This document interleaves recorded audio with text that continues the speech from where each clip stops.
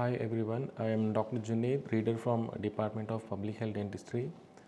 In this lecture, we are going to learn about management or disposal of solid waste. Okay, that is solid waste. So by the end of this lecture, we will know why we need solid waste disposal and what are the sources and health hazards from the improper disposal of waste, and also about the various steps and methods that we have for disposal of solid waste in detail. So these are the contents, that is introduction, solid waste, what the definition of solid waste, then the sources of refuses, then health hazards, segregation and storage, collection and transportation, and finally the methods of disposal. And in detail about the dumping, in detail about the different methods that we have for disposal: dumping, control tipping, incineration, composting, and manure pits, and finally burial. So as we all know, we all use different materials like food and beverages, vegetables, okay, which leading to generation of huge amount of solid waste in our premises and the environment. So it will definitely it will have serious harmful effects to the environment and health of the public, and also the citizens who are living in the area or in the community, and we are not aware on how to handle this huge amount of waste which are produced in the environment. So it is definitely it is going to affect the environment and the public who is living in that community. So we should know how to scientifically dispose these waste without causing any harm to the environment. So by this way we are preventing any diseases, any vector-borne diseases which is affecting the entire mankind. So disposal of waste is now largely the domain of sanitarian and public health engineers, and we think that it is not our job. It is only the sanitarians and the public health engineers job to worry about these solid waste. No, it is not like that. We may be called upon to give advices in some situations like camp sanitation or coping with the waste disposal problems when there is a disruption or breakdown of community health services in natural disasters. So even though we are not public health engineers or sanitarian workers, we should have little knowledge or more knowledge about about the disposal of these wastes in a scientific manner, so that we are saving the environment and the people from hazards, health hazards. So if we look into this picture, in India only 31% of the population is living in urban areas. Even though only 31% of the population is living in urban areas, around 1,43,449 metric tons per day of solid waste are generated in a day on a daily basis. So the amount of waste which is generated is huge. That means it is definitely going to affect the entire community because of the harmful effect which is produced from this solid waste. So as per the Central Pollution Control Board in 2014-15 data, the figures have been increased, that is every day with the increase in the population. To further add to the problem, the total number of towns in country have also increased from 5,000 in 2001 to 7,936 in 2011, thus increasing the number of towns in the municipal waste generation by 2,775 within a decade. Now let's see what are these solid waste, what is the definition. The term solid waste includes garbage or food waste, the rubbish like papers, plastics, wood, metals or glass, etc. Then also it can contain demolition products like bricks, masonry and pipes. Then sewage treatment residues like sludge and solids from the coarse screening of domestic sewage. And also it includes dead animals, manure and other discarded material. So these are the different categories of waste which we can see in the solid waste. So in cities it is called as refuse, and in countryside it is called as litter, that is in rural areas, and in general it is called as solid waste. So it can again include papers, plastics, refuse, worn out tires, rubbers, plastics, and also domestic food waste and garbage. And strictly speaking, it should not contain night soil. The output of the daily waste depends upon the dietary habits, lifestyles, living standards, and degree of urbanization and industrialization.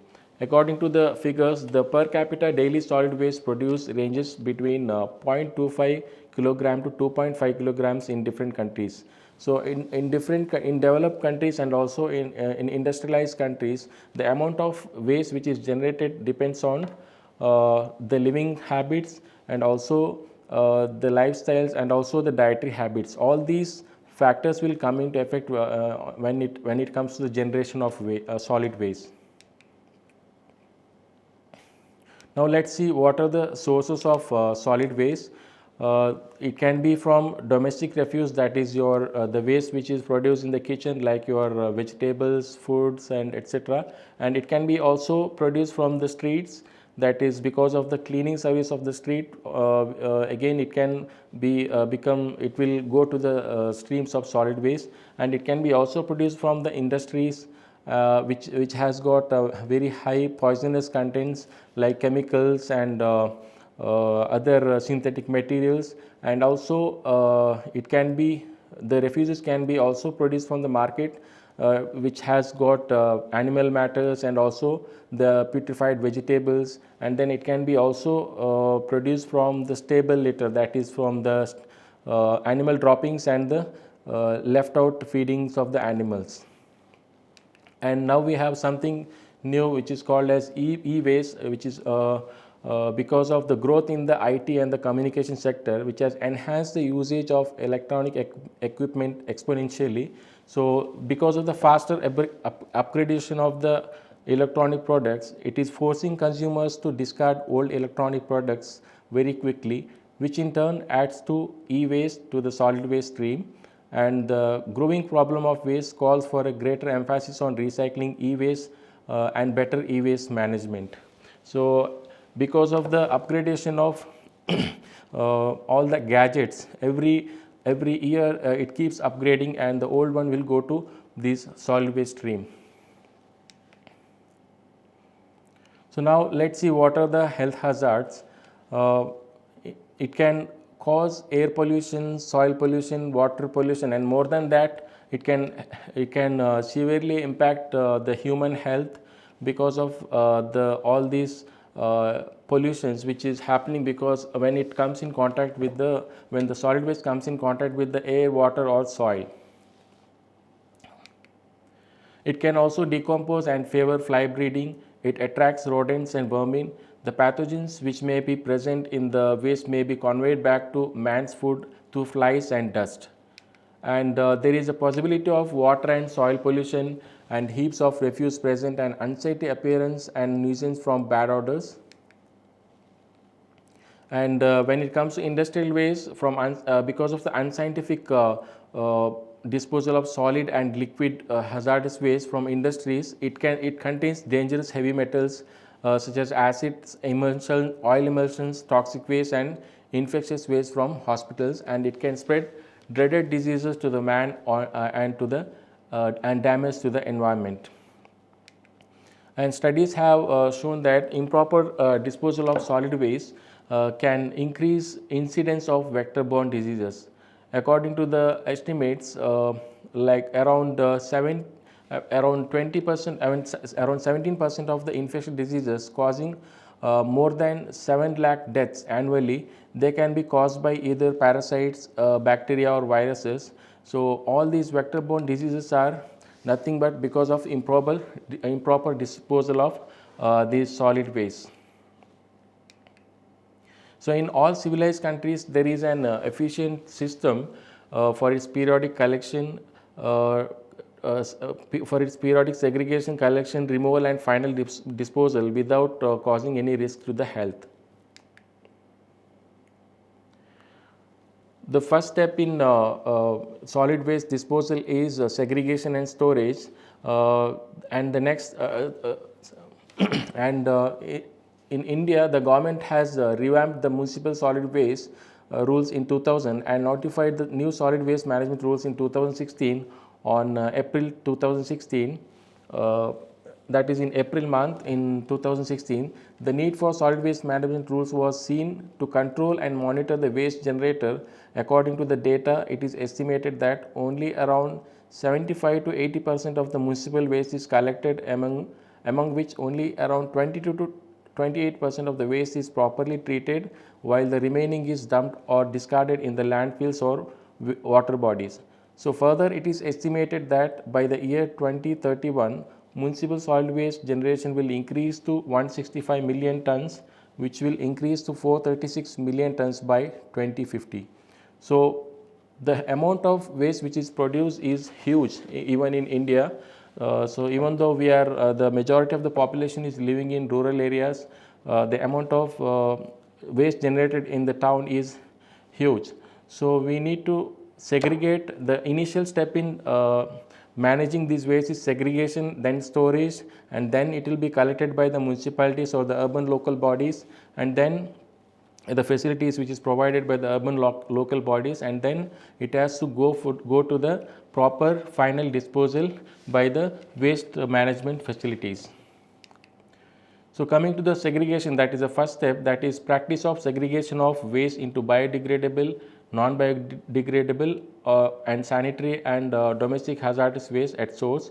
Biodegradable wastes are nothing but the waste which can decompose easily, that is like vegetables or any food matters which can decompose easily. That has to be segregated on the green color dustbin, which we usually see in your corridors. So we have to make sure that we have segregated these wastes in the right dustbin, so that it will not it is disposed in the proper way, in the scientific way. And the next color which we can see here is the blue color, where we have to segregate all these synthetic waste, like which cannot undergo decomposition, which is called as non-biodegradable waste, such as your plastics or any bottles which cannot undergo decomposition. So all these waste has to be segregated in the blue color dustbin. And then we also have something called as sanitary waste,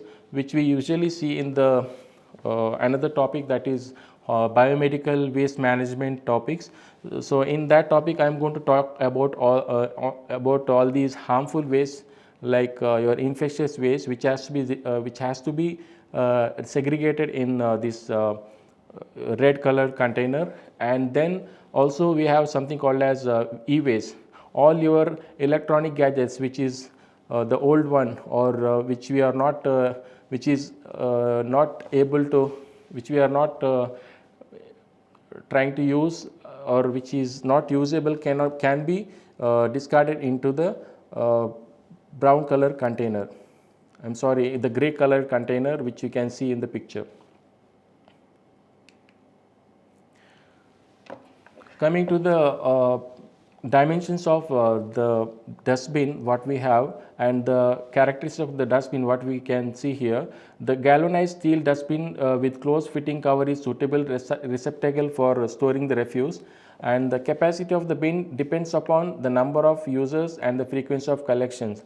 So for a community or for a household, it depends on how many people are living in that area, and depending on the size, depending on the local conditions, we have to decide about the size of the dustbin. If there are say in India, if there are 5 members who are living in that in a family, then we need to have at least half cubic feet of dustbin. And the capacity again depends on the standard of living and also the dietary habits. And in Western countries, paper sack is used and refuse is stored in paper sack, and the sack itself is removed, and new sack is replaced subsequently. And we can also store the waste, the refuse, in public bins. Public bins catered for storage of garbage from household, and they are usually without cover in India because people doesn't like to touch them, and they are kept on a concrete platform raised 2 to 3 centimeters above the ground level to prevent flood water entering the bins. And in bigger municipalities, the bins are handled and emptied mechanically by the lorries fitted with cranes. So in most of the rural areas, we can still see all these public bins, but whereas in our town, we may not we will be finding it difficult to see such public bins. Now it is house to house collection in most of the places, like even in our towns also. So then after storage, then the next step is collection and transportation. The people or the laborers who are appointed in municipalities, they'll for these sanitation work, they'll come and collect the waste from these dustbins or from the households. So they'll be sending people from the place from the municipality to collect all these waste on a daily basis, right? So as you can see in the picture, the method of collection depends on the resources. For example, if the municipality or the local urban or local body or local urban body is not having enough budget, they may choose whichever is feasible for them. But the best method is house to house collection. As you can see in the picture, house to house collection is by far the best method for collecting refuse. So in India, there is no house to house collection as a whole yet. So refuse is dispersed all along the street, and some is thrown out in front of the house. As a result, sweepers are required to clean and collect the refuse. The refuse is then transported in refuse collecting vehicle to the place of disposal. The latest arrival in the Western country is the dustless refuse collector, which has a total enclosed body. The Environmental Hygiene Committee in 1949 recommended the municipalities and other local bodies to arrange for collection refuse not only from the public bins but also from the individual houses. That is how we have house to house collection of solid waste now in our place. So the latest in foreign countries, what we have here is the dustless refuse collector, which has got which we feel which is more efficient in reducing the harms to the environment. Okay, now let's see what are the different methods of disposal that we have for solid waste. So far I spoke about the segregation, then the collection, segregation, storage, collection, and then transportation. And once it is transported to the disposal facilities, then we will have to follow these methods, that is dumping. The first method is dumping, then the second method what we have here is control tipping or sanitary landfill, then the third method will be incineration, then fourth method will be composting, fifth will be manure pits, and the sixth will be burial. That is the last method that we have, burial.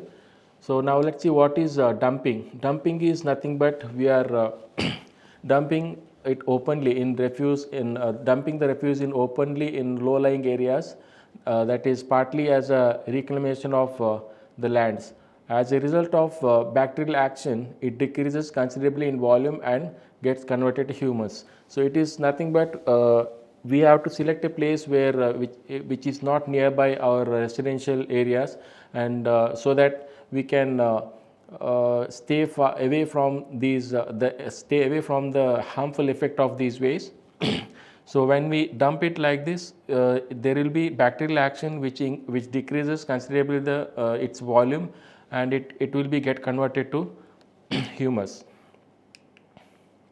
Now there are some drawbacks in this method, that is drainage from the dump contributes to pollution of surface and groundwater, and it can also cause air pollution by dispersing by action of winds, and also it can be a source of nuisance from the smell and unsightly appearance, and it can also expose to flies and rodents. And in 1967, the WHO expert committee has told it is the most insanitary method.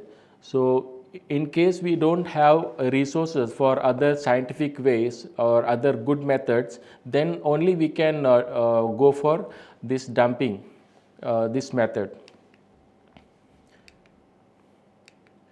Then the next method that we have here is control tipping, or it is also called as sanitary landfill. Here the difference between the open dumping and sanitary landfill is here once the dumping is done in the solid waste is dumped into a trench, then it is covered with the earth. So it differs from ordinary dumping is that in that the material is placed in a trench or other prepared areas adequately, and it is compacted and covered with the earth at the end of the working day. The term modified sanitary landfill has been applied to those operations where compaction and covering are accomplished once or twice a week. If the compaction or earth is or the soil is covered with the on top of it at the end of the week, then it is called as modified sanitary landfill. So we have to always make sure that it is away from the residential areas. All these landfills, we have to select these places very far from the residential areas. Under sanitary landfill, there are again three methods. That is, first one is trench method, then we have a ramp method, then third method will be area method. Under trench method, a long trench is dug up to 6 to 10 feet deep and 4 to 12 feet, up to 2 to 3 meters and then deep and 4 to 12 meter wide depending upon local conditions. And refuse is compacted and covered with excavated earth, and it is estimated that 1 acre of land per area will be required for 10,000 population. So the drawback of this trench method is we need to have at least 1 acre land for 10,000 population. So as you see in the picture, we have to prepare a trench like this, that depending on the dimensions as I told earlier. And then the next method is ramp method. It is well suited where the terrain is moderately sloping, like as you see in this picture. If we see any unused terrains which is moderately sloping, we can again use this ramp method. That is, some excavation is done to secure covering material. And then the next method is area method, which is used for filling land depressions, disused quarries and clay pits, and refuse is deposited, packed and consolidated in uniform layer up to 2 to 2.5 meter, which is 6 to 8 feet deep, and each layer is sealed on its exposed surface with mud cover at least 12 inches thick.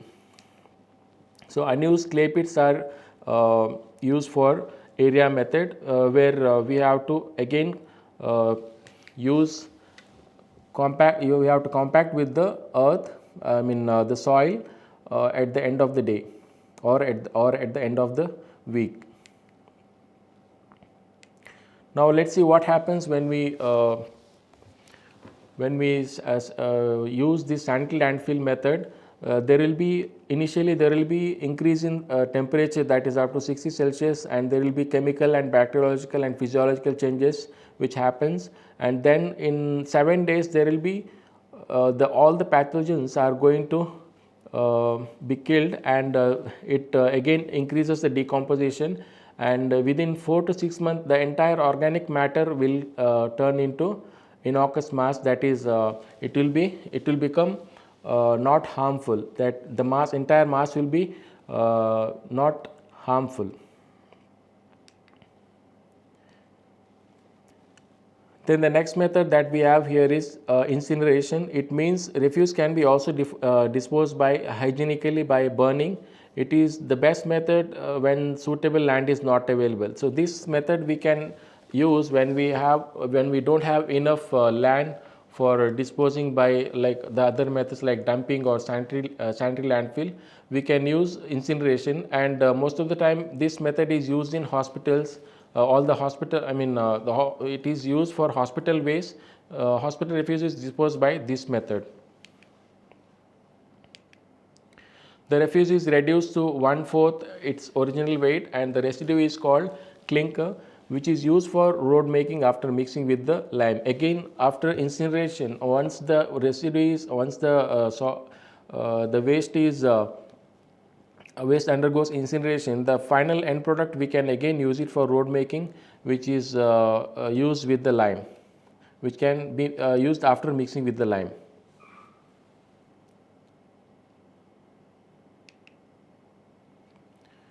And hospital refuses, which is particularly dangerous, is and is best disposed by incineration. And incineration is practiced in several of the industrialized countries, particularly in large cities, due to lack of suitable land. And incineration is not a popular method in India. There are some limitations, that is, it can be very expensive, and moisture presence during the rainy season affects burning of refuse, and manipulative difficulties in operating incinerator also will be there. So we need to have a very we need to have a skilled personnel to do this incineration. And during rainy season, if there is any presence of moisture, it can again affect the burning, and it will be very expensive also. So this is about incineration. And now let's see what is composting. That is the fourth method. It is a method of combined disposal of refuse and the night soil or sludge. It is a natural process whereby organic matter breaks down under the bacterial action, resulting in formation of relatively stable humus-like material called as compost. So here what we have to do here is, here we have to mix the solid waste with the night soil, that is nothing but the human excreta, and it is mixed with the sludge, and it will be a natural process wherein the bacterial action results in formation of compost. So now, what are the advantages that we have in this method? It is kind to the environment, and volume and mass. There will be a huge reduction in volume and mass of the waste, and there will be minimal procession of orders. There will be no production of orders, or and it requires comparatively less area. And in composting, there are two methods, that is Bangalore method and mechanical composting. And Bangalore method is also called as anaerobic method, and mechanical composting, it is also called as aerobic method. In Bangalore method, it is a satisfactory method of disposal of town waste and night soil, and the pit should be located not less than half mile from the city limits. And in mechanical composting, compost is literally manufactured on a large scale by processing raw materials and turning out to a finished product. The refuse is first cleared off from salvageable materials such as rugs, bones, metals, glass, and items which are likely to interfere with the grinding operation. Now, in detail, going to the Bangalore method, it is nothing but it is done by digging trenches up to 3 feet depth and 5 to 8 feet breadth, and 15 to 30 feet length, as you see in the picture. And depths greater than 3 feet are not recommended because of the slow decompositions. So it will be done by adding a first layer, that is in the bottom, up to 6 inches thick in the at the bottom with the refuse, and then on top of that there will be a night soil which is over 2 inches, that is up to 5 centimeter, and it is added corresponding to the thickness of 5 centimeter, and then on top of that alternate layers of refuse and night soils are added in proportion of 6 inch and 2 inch respectively, till the heap raises up to 1 feet above the ground level.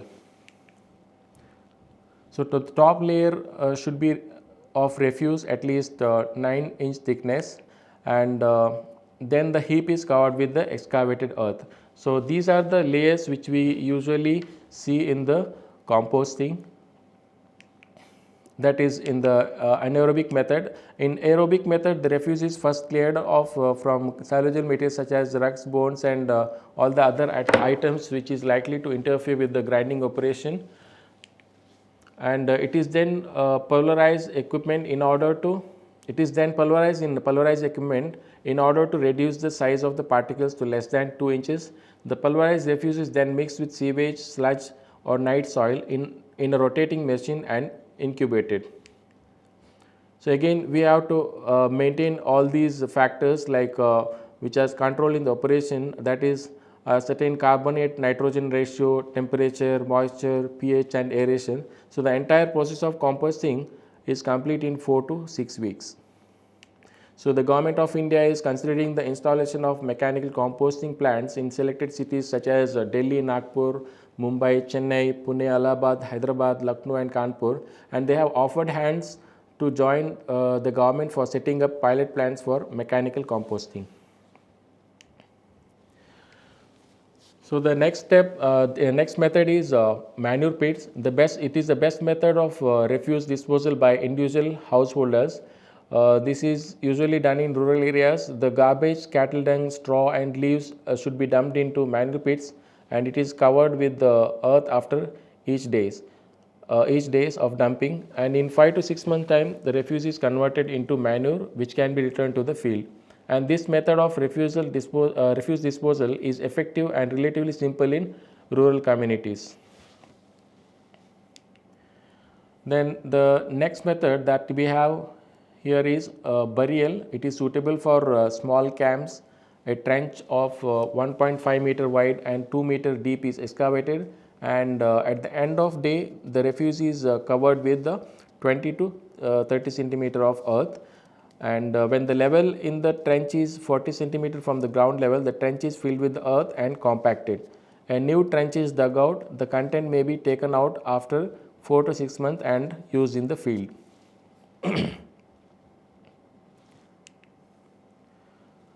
As on today, the state does not have any scientific or our country doesn't have a scientific treatment and disposal facility to treat and dispose the waste generated by its civil community or the industries. We don't have an efficient and effective scientific treatment and disposal facility, so that it will not have any impact on the environment and the population. So coming to the conclusion, population growth and particularly the development of mega cities in making solid waste management in India is a major problem.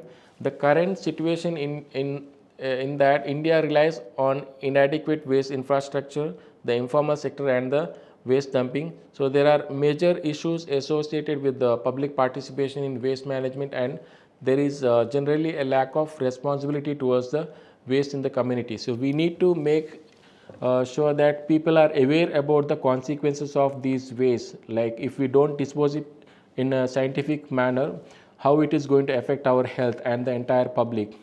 So we will have to make aware, we have to create awareness among the people.